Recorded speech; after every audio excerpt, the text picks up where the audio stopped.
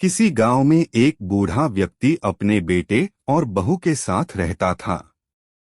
परिवार सुखी संपन्न था, किसी तरह की कोई परेशानी नहीं थी।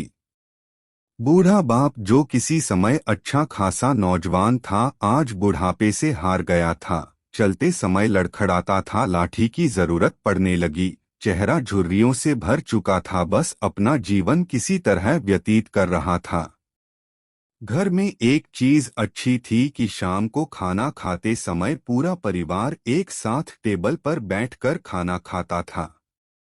एक दिन ऐसे ही शाम को जब सारे लोग खाना खाने बैठे, बेटा ऑफिस से आया था, भूख ज्यादा थी सो जल्दी से खाना खाने बैठ गया और साथ में बहू और उसका एक बेटा भी खाने लगे।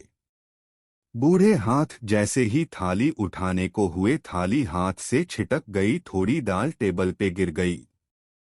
बहू बेटे ने घृणा दृष्टि से पिता की ओर देखा और फिर से अपना खाने में लग गए।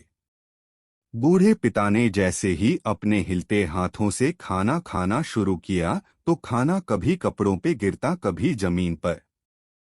बहू चिढ़ते हुए कहा, हे राम, कितनी गंदी तरह से खाते हैं, मन करता है इनकी थाली किसी अलग कोने में लगवा देते हैं। बेटे ने भी ऐसे सिर हिलाया जैसे पत्नी की बात से सहमत हो। उनका बेटा यह सब मासूमियत से देख रहा था। अगले दिन पिता की थाली उस टेबल से हटाकर एक कोने में लगवा दी गई।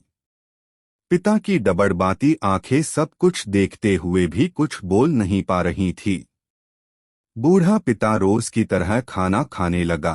खाना कभी इधर गिरता, कभी उधर। छोटा बच्चा अपना खाना छोड़कर लगातार अपने दादा की तरफ देख रहा था। माँ ने पूछा, क्या हुआ बेटे, तुम दादाजी की तरफ क्या देख रहे हो और खाना क्यों नहीं खा रहे?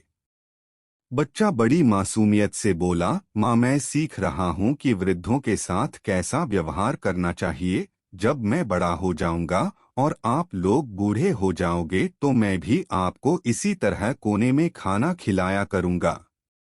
बच्चे के मुंह से ऐसा सुनते ही बेटे और बहू दोनों कांप उठे। शायद बच्चे की बात उनके मन में बैठ गई थी, क्योंकि बच्चा ने मासूमियत के साथ एक बहुत बड़ा सबक दोनों लोगों को दिया था।